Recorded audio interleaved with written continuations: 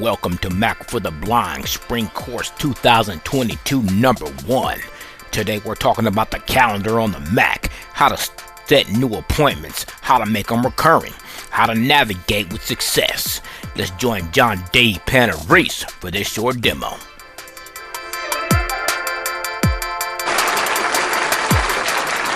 All right, so welcome to the Mac for the Blind Spring 2022 online courses. This is the first of 5 courses. So let's just start by talking about the calendar on the Mac. It is similar in that, like iOS, it gets a bad rep. It is pretty much vilified by some blind Mac users as being inaccessible or difficult or things along those lines. And I'm not going to totally disagree with that. iCal, if anybody is a longtime Mac user, if you remember iCal in the earlier versions of Calendar, it actually was a little bit more straightforward and more easily managed than the calendar is now over the last, 3 or 4 versions of Mac OS. But with that being said, I still don't feel that it is inaccessible. I believe it's just like I tell my clients with both the Mac and iOS calendars, it's just a matter of, no pun intended with blind people, but you got to know what you're looking at. If you understand this interface, if you understand what's going on with the calendar and you use it, you actually set up a few events and you navigate your calendar and you get an idea of how it works. It really is very, very easy and straightforward. And the great thing about it is if you are a Apple user in the sense that you have iDevices such as an iPhone or an iPad, as well as your Mac or multiple Macs, your calendars will sync with iCloud. So a calendar is one of the services that does sync with all your Apple devices. So if you look in settings, in your iPhone settings, under your iCloud, where it says your name at the top of the settings, and you select iCloud, you'll see the services include Calendar. So if you turn it on, and as long as you're logged into the same iCloud account or Apple ID, I guess is another way of saying it, on all your devices, and you have the calendar turned on in services, you should be able to sync your calendars. So let's hop on over. Calendar, event title, win. So Calendar. The very top view, in other words, because the one thing you must understand about the Mac calendar is there are levels of interaction that are involved. That is what I think sometimes throws people off, because a lot of times with the Mac, you interact once and you're good to go. But unfortunately, with the calendar, there are several levels of interaction that are involved. And if you're not really certain what it is you're looking at, it's going to be a little confusing. So vertical Tuesday, April, vertical toolbar, full screen button. All right. So actions available. At this point, I'm at the furthest view that you can have. In other words, the top level of the calendar. So we have the toolbar, vertical splitter, a vertical splitter. Tuesday, April 26th, 2022. And then you have the calendar canvas area.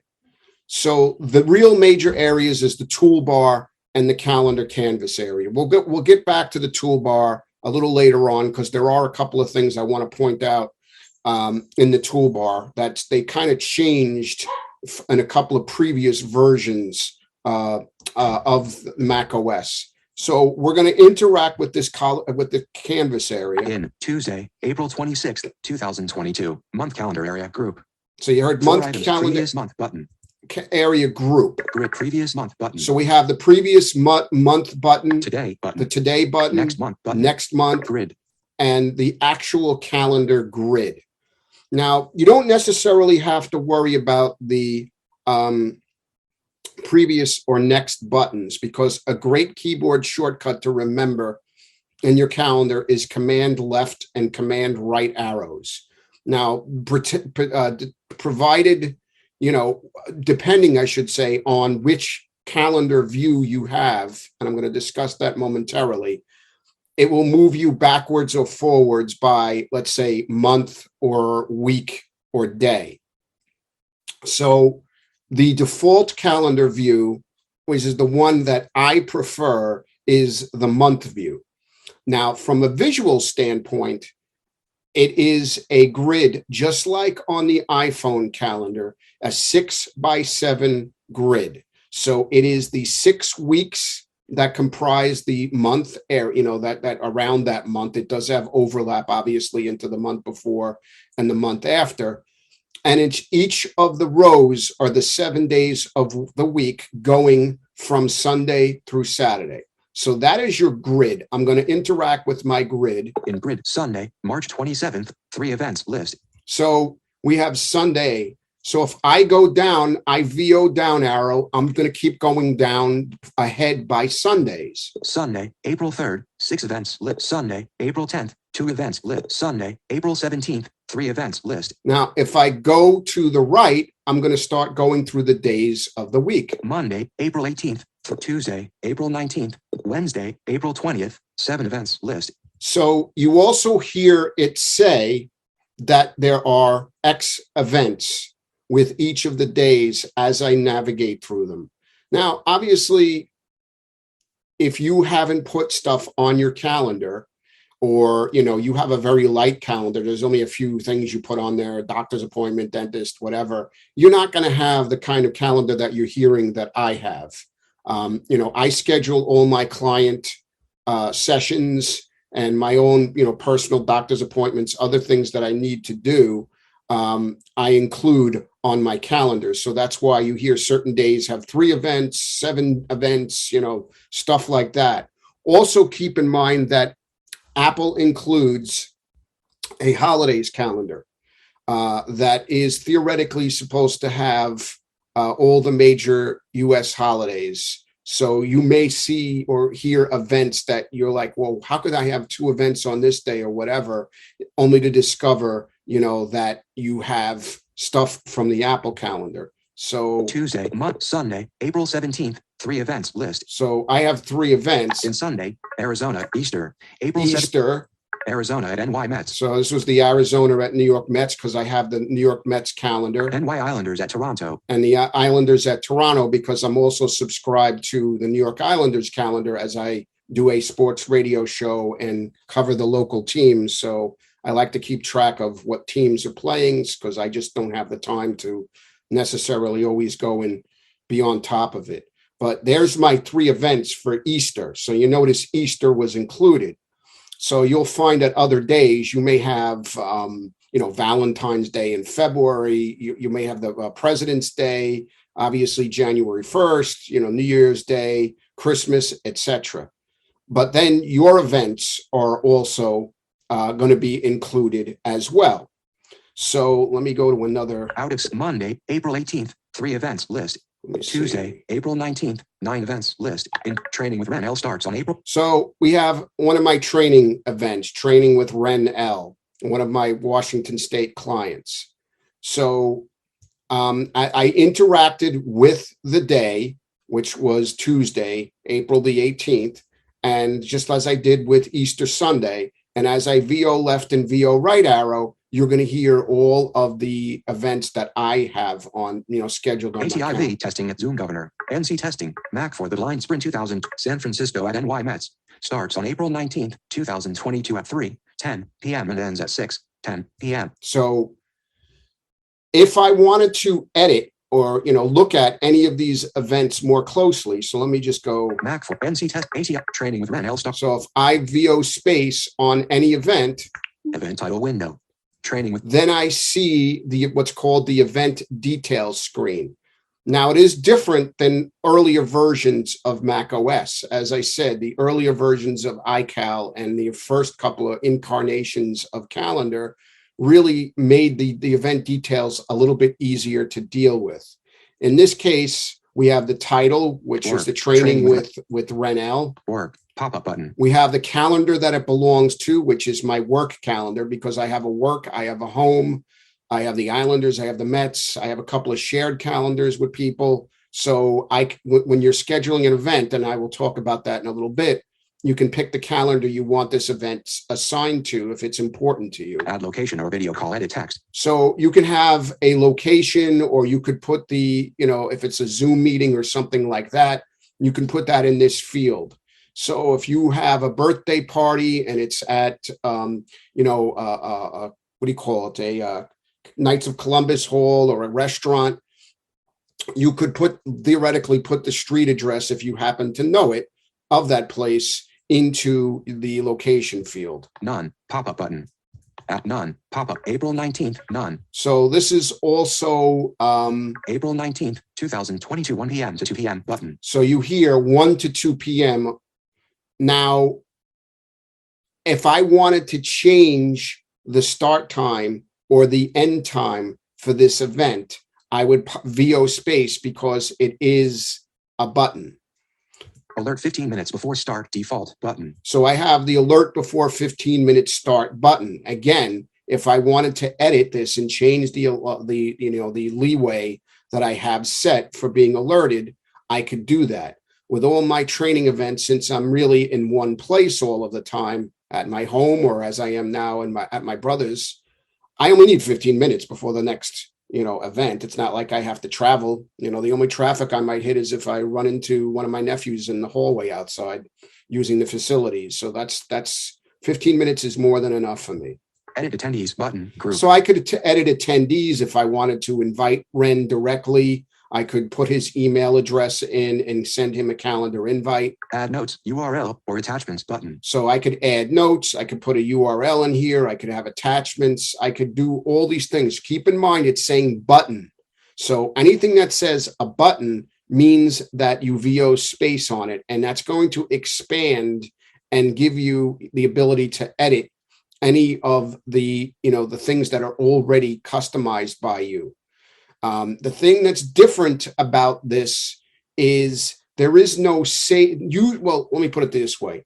A lot of times, if you look around, there'll be no save button, but on occasion you will find, let's see if this one has it. Close window, show button. It just has a show. It doesn't have an apply button. Sometimes it will have an apply, particularly if you make changes to the event. There will be an apply button that you have to VO space on.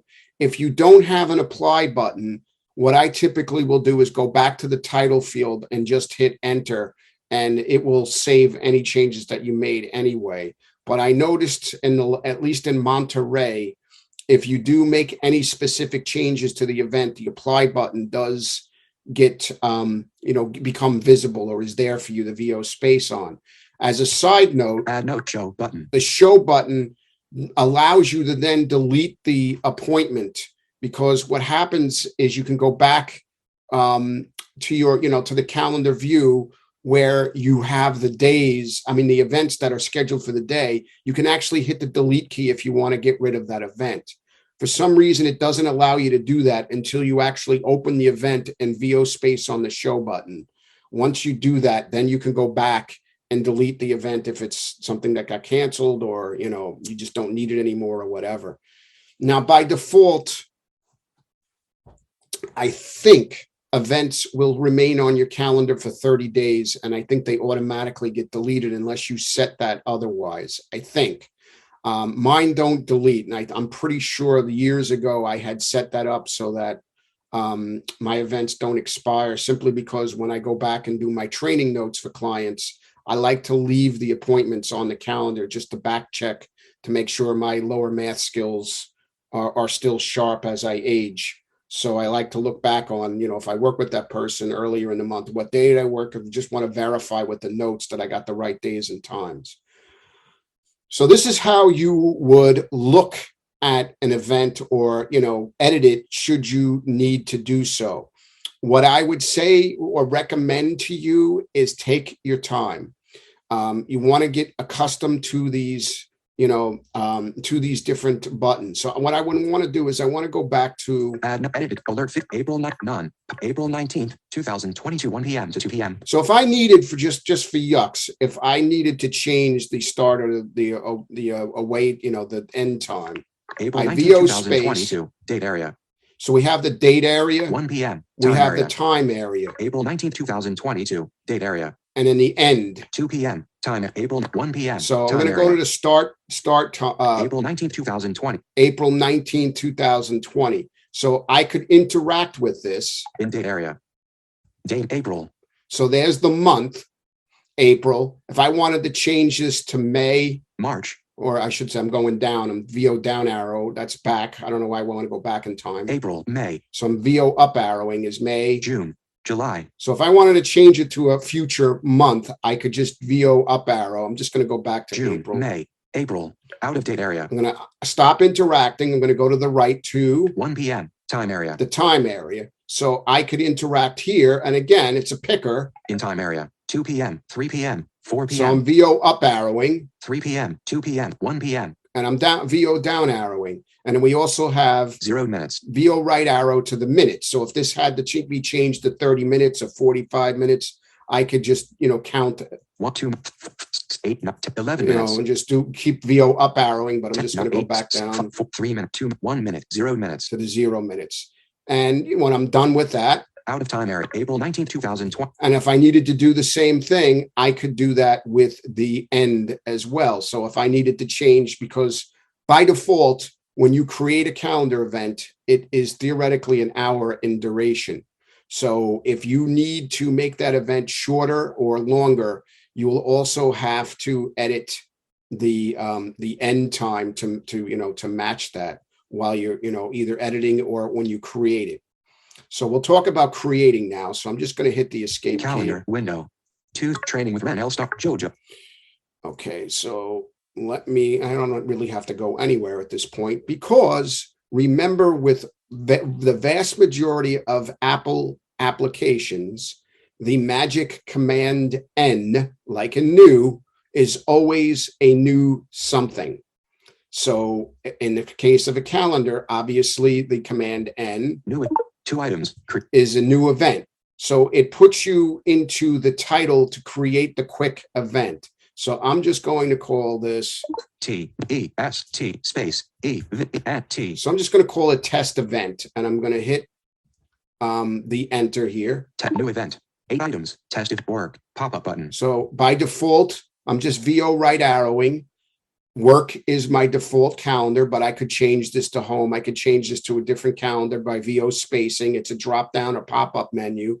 So I just pick a different calendar if I wanted to do so. Add location or video call. Edit text. There's my add location None. thing. Pop-up button. April 26th, 2022, 2 p.m. to 3 p.m. button. So if I wanted to obviously set up the start and end time for this event, I would VO space. April 26, 2022. Date area. In date So I'm area. going to interact. Day 26. So April. I'm going to leave it April, but I'm going to go. Day 26. I'm going to make this Day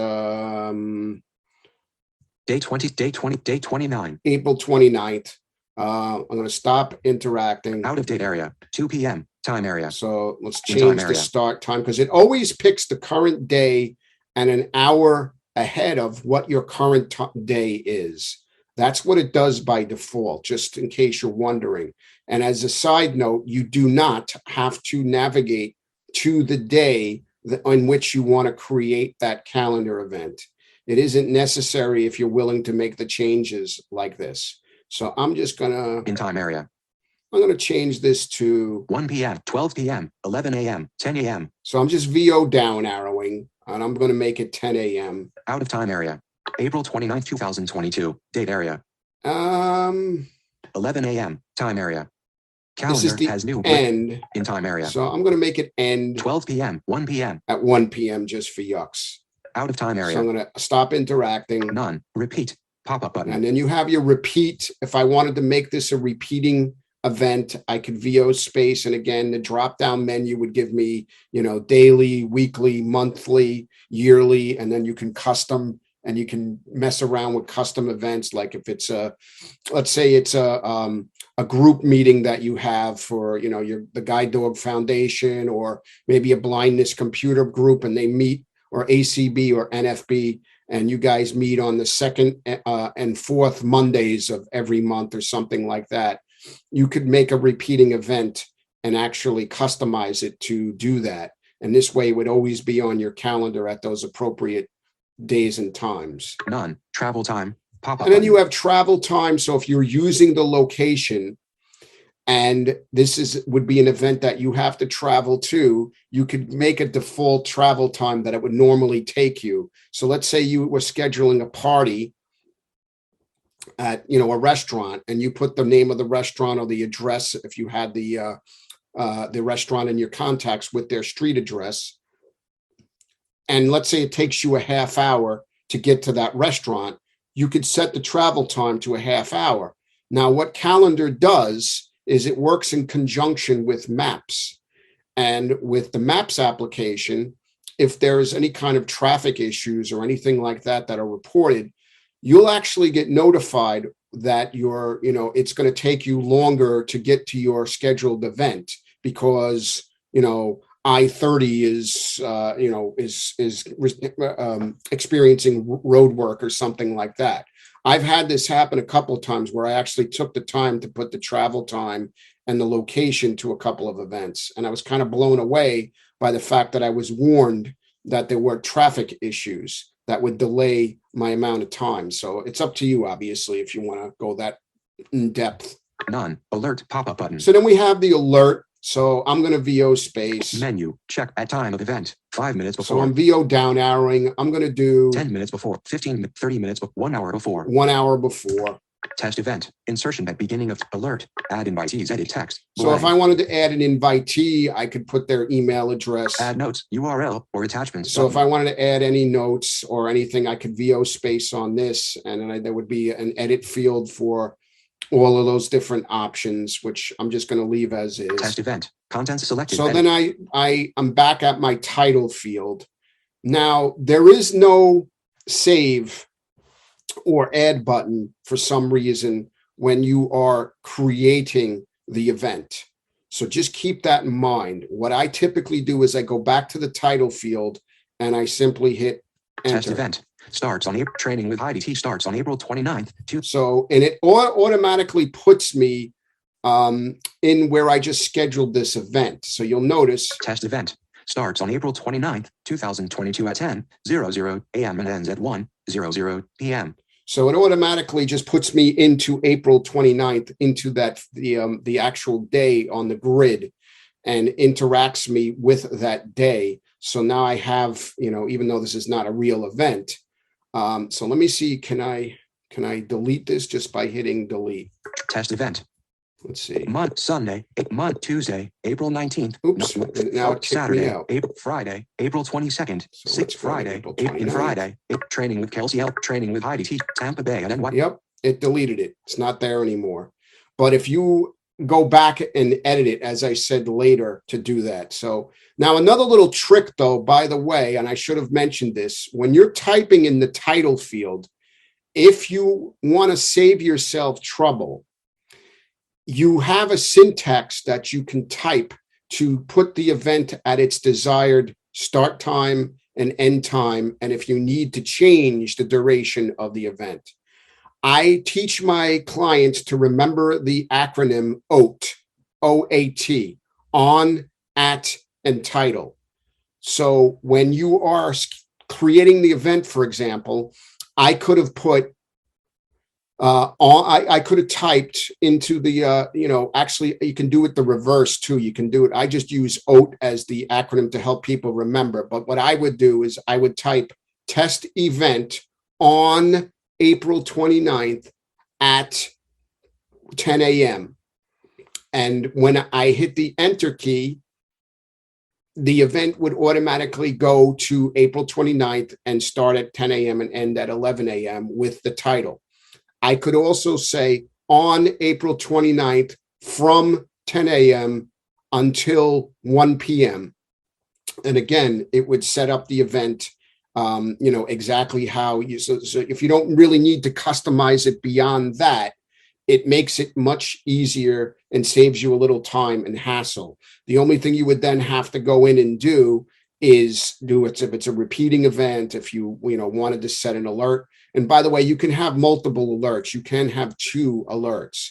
So I know people that will have one alert that will go off a day before the event, And then a secondary alarm will go off at, an hour before the event or something like that. My friend's wife who drives me to my Helen Keller clients, she does that on our shared calendar. She always asks me to make 2 alerts, a day before and an hour before, just to kind of remind her in both, to have kind of a double, reminder. So that's, basically the manual way. And you can, by the way, use Siri on the Mac if you so desire, just like you can do in iOS. And again, it's the same thing I would teach my iOS clients. You would just use the same syntax that I just said about typing. Remember OAT, on, at, and title. And you just speak the desired event details instead of typing them, and it would have the same outcome for you. So it's up to you, but I'll be perfectly honest. And I've said this to Cliff, and I've said this to a lot of my clients. I'm not a big Siri Mac user. I know a few clients, I know a few people out there use it quite a bit. I'm not really, I'm just used to using Siri on my iPhone. So I really hardly ever use it on the Mac. I know there are advanced stuff you can do with Siri on the Mac. If you can automate things. If you go to, I don't know if that website is still there. Was it macautomation.com or something like that? There's actually stuff you can do with it's actually under the advanced dictation settings, that where you can get the computer to do a lot of stuff by way of Siri. But I don't really mess with it. To me, it's not really a blind. The problem is when you start getting into that, especially voice control stuff, it doesn't play nice with VoiceOver. So I kind of avoid it even when I'm working with clients, unless the client has a multiple disability where, there is a reason why they can't use the keyboard and such. All right. So that's how you would edit, and you would schedule, and you would delete events. And as I said, finding the event is simply a matter of interacting with the grid. Now, you do have different views of your calendar. So if you go to the menu bar, Apple with VOM, calendar, file, edit, view, window, view, edit, I think view. it's under view, menu, show tab bar, show all tab by day, command 1, by day, by week, command by week, 2, check mark, by month, by command, month, by year, command and by 4. year. So you can change the view of your calendar and what the grid will show you. As I said, I like the month because it gives me the ability to see a pretty wide range of weeks ahead of me when I need to schedule with clients. But it's entirely up to you. I've not really messed with the day view because I don't know. I just doesn't really, it just breaks the day down into 24 hours, and it just doesn't work for me because of the way I schedule, so I need to schedule sometimes a week or 2 weeks with clients in advance. So day and week are kind of worthless to me, but again, it's there if you desire to use it. So that's entirely up to you, but I do want to show you Tampa Bay and NY Islander out of Friday, Saturday, April 30th to Friday. So if I do command right arrow, next, Friday, June 10th, 3 of it, Friday, June 3rd, Friday, May 27th, Friday, May 20th. So you notice it jumps ahead. I'm going to do it again. Next, Friday, June 24th, Friday, July 1st, Friday, July 8th. So as I do command right arrow, it's advancing me into the next month. And I'm just going to go back. Previous. Back to where I was. Friday, April 1st, Friday, April 8th, 9th. Just to be back in the month of April/May here. So that's another quick way to do it. Now, the today button that you heard next to the grid between the previous and next button, I'm not sure if it's really that worth, unless you're using the day view. It really doesn't, like if you're looking at your calendar and month view when you VO space on the today button, it doesn't seem to move VoiceOver focus to that day. So I'm not quite sure if that's a bug or if it's just something about the calendar that visually that a sighted person sees that's different than what VoiceOver is seeing. But today in iOS works really well because it does put you into the day, the 24-hour breakdown of the current day. As far as I'm aware, unless it's been fixed, it doesn't seem to do that on the Mac side of things. And I stand corrected if anybody steps up and says that it actually does work now, but for a long time, it really didn't. So I'm going to stop interacting here with the grid and the canvas. Out. And I'm going to go over to the toolbar, to VO left arrow. Vertical toolbar. And I'm going to interact with the toolbar. In toolbar. 8 items. Calendars. Radio button. 1 of 2. So we have calendars. Inbox. Radio button. Inbox. 2 of 2. Add event. And we have a physical add event button. Day. Radio button. Then we can change the views of our day, week, radio week, button, month, selected year, radio and button, year. 4 of 4. Search text field. And then the search field. So if you want to search for an event, if you're not sure, if you're not, did I actually put my doctor's appointment on my calendar? You can actually search for the name of a person or how you might think you titled the event. I usually just search by client first name and their last name's first initial. That's usually how I set up the client sessions for myself. And I can just search and find out if I remembered to schedule or if I have an event coming, a meeting scheduled with that client. But I want to go back to year, month, week, day, added, inbox, calendars, radio button, 1 of 2. So if we do selected VO space on calendars, out of toolbar, and we calendar sources table, we VO right arrow, you can see a table that is a list of all of your active calendars. And they will be checked if they're selected, and they'll be unchecked if they're deselected. In calendar sources table, work iCloud, checkbox, shared button. U.S. holidays iCloud, checkbox. New York Mets iCloud, checkbox, shared button. So you'll hear, it will tell me check, meaning that it's actually checked and selected, and it's telling me it's an iCloud calendar, which all of my calendars are iCloud. If I, for any reason, wanted to deselect or remove the calendar, I could just uncheck it if I wanted to make it disappear from my calendar view. So let's say, for example, I just got to the point where I was so frustrated, I only wanted to see my my home calendar. I didn't want to see work. I didn't want to see anything else. I could literally come here and just temporarily uncheck all of the calendars I don't want to see, go back to my calendar grid, and only the events that are, left on, let's say, my home calendar would be visible. And I could do that, in either direction. I could get rid of everything but the work events, et cetera, et cetera. If I wanted to delete a calendar, I could do that. I think, let's see if we do VO Shift M here. Let me see if that. Red toggle button, get info, subscription settings, copy URL, unsubscribe.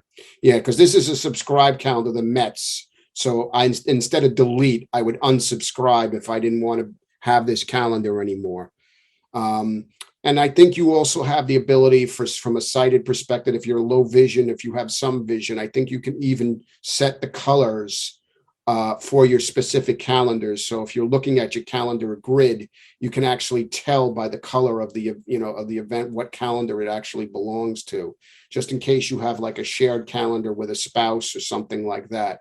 I know of sighted people and blind people who are married who have shared calendars to keep track of their kids. If the kids are in sports, if they have dance or karate or, whatever, they can keep track of when everybody's got to be at certain places with shared calendars. And I know, like, I have good friends who are sighted, and they actually have different colors for their different calendars to separate work from their shared, home calendar, et cetera, et cetera. So that's how you could check your calendar sources. Now, the other radio button is the inbox, which is if you are involved in a situation where you have calendar subscriptions that are, shared, I should say. Like if you have a work calendar and your boss puts a staff meeting or an emergency, team leader meeting or something like that onto the shared calendar, you'll actually get notified that there is a shared event, and it goes into your inbox, and then you have to decide whether you want to accept it, decline, or say maybe. This can also happen by way of emailed calendar invitations. I'm doing some work with the Apple Consulting Network right now, and anytime they set up sessions, I get it by way of a email, and there's just a ICS attached file that I VO space on in mail, and I open. That's the option I use, and it adds it right to the calendar, and then I can accept from the pop-up window that appears when I actually add the event to my calendar. So I can let the organizer know that I accepted the invitation. So, there's a lot of cool things you can do with the calendar, and it's just a matter of knowing where to look. And then you also have your calendar preferences with, from the calendar menu, or you could do that from, just doing doing command comma to open up the preferences. Remember that command comma opens up the preferences for any focused application window. So if you're in calendar, command comma is going to open up the calendar preferences. If you're in Finder, it's Finder preferences, etc. So it's another quick and easy way without necessarily having to go to that application menu to, to see its preferences.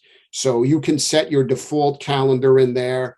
You can even set, if you wanted to, a default alert like I've done, where my events will be 15 minutes by default when they're added to the calendar. So you can set up the default time. And there's some, if you have to add, like if you have a account, let's say, for example, Gmail or Outlook has calendars, accounts that you can add. So you can physically add them that way as well. So you definitely want to take a look at the preferences for any application, let alone calendar, but there might be something in there that's actually of interest or of use to you, based on your situation, whether you're working or at school or whatever the case may be. Even if you're retired and are lucky enough, you could still go and find something. I'm pretty sure that's useful in there. So I'm just going to go unsubscribe. New York Mets iCloud, out of calendar, sort toolbar, full screen, go back to the toolbar, calendars, and deselect the calendars radio button. So that is basically calendar in a nutshell. So it is not a monster, an ugly, terrible monster that is complex and difficult to use. It's really very straightforward. It just requires practice. If you just mess around in there and you interact with the grid and you play with a couple of scheduled events, I always recommend to my clients to do that manually. Just, to get used to doing it the long way. And then if you want to, save yourself some time by that little trick, as I said, when you type into the title field on, at, and title, that's fine too. But I like people to know the long way around when they're using any application, because there may be moments or instances in which you need to know how to do certain little nuances that you can't do in an more easy fashion. So that's the reason why I try to teach people that long way first. And again, as I said earlier, just keep in mind that if you have it set up properly, your events are going to sync over to your devices. So if you create an event on the Mac, it will show up on your iPhone and vice versa. If you edit an event, it will show up on all your devices. This is very handy to me because sometimes I will be out someplace and I'll get an email or a text from a client that needs to reschedule, or they'll ask me if there's extra available time, and I'll add them or whatever. And at least I know it'll be on all the calendars. Can I unmute you? There you go. That is a whole lot of information, even if it didn't take you as long as you expected. I know this seems kind of silly, but for some reason, I've had trouble both with scheduling and with opening, say a meeting that's a Zoom meeting. I get kind of lost and confused in there. So if I'm making one, how do I put it in the calendar where it's a website that I need to click on? But if I'm just going to one, how do you put those on and find it? The Zoom, where do they go? The easiest thing, you actually have to do that in the Zoom app. And I don't know if you can do it through the app or if you have to go to your account on the website, where you actually add your iCloud calendar. So what happens when you schedule the Zoom event, and I think there's also a plugin if you're an Outlook user that you can do this as well, where when you schedule the Zoom event and you're going through the process of setting up the, the start time, the end time, whether you want waiting room people to have to wait in the waiting room or be let in, at the very end, when you hit save, there'll be the option, your calendar should, at least for me, the calendar app actually creates the event and it gets automatically added to my calendar. I just verify the details and it will put the URL, the Zoom link right into the event. Now, similarly, so I think you can do that. If you get an emailed Zoom invitation from somebody, if you VO Shift M on the date and time, I think there's an option in the shortcut menu that allows you to add it to your calendar, because I think it comes up as a data detector or whatever they call it. At least it used to. I'll be honest with you, I haven't done it in a while. The best thing too is to send, the invite as an attachment, because if you open the attachment, then it will automatically, open your calendar and you'll get the option of adding it that way as well. So there's a few ways you can do it. Now, once it's set up properly, when you open the event, so you find the event on your calendar and you'll see that there is a Zoom link in there. And all you have to do, let me see if I have something I can let you hear. Inbox radio button to out vertical Tuesday it to next month grid it Monday March 28th Monday April 18th Monday April 25th in NC testing train rehearsal at virtual conference one-time room. Okay, this is not Zoom. This is WebEx, but it's a similar kind of thing. Event title window rehearsal work pop-up virtual conference one-time room attached text add attachment button. April 20 alert 50 Omar L accepted my staff. Yeah, there is here. Actually, the Zoom would actually be the Zoom link, or there'll be a join button. Let me see. Actually, Calendar I have window. I think I have a Training with NC testing. Start ATIV testing. Event title. Third work. Pop call image. DSBWDO is inviting you to a scheduled Zoom governor meeting. Zoom governor. +1 Karen join button. There's the join button. So you should have a join button if it's done properly, or, it should also, there'll also be the actual Zoom link and you just VO space on it and that will take you right to that conference room, based on how it's set up. I don't know if, like sometimes you're going to have to put the passcode in, sometimes you'll be in the waiting room, et cetera, et cetera. But as far as like adding it yourself, when you create the event or you get invited, that's really the point is that's really a scenario kind of thing, depending on how it's done, how if you create it, as I said, in Zoom, you can add your calendar right to Zoom so that when you schedule it, it automatically goes onto your calendar. All right, then, guys, thank you very much for attending. All right. Well, everybody have a good rest of the day and a good rest of the week, and I will see you guys later.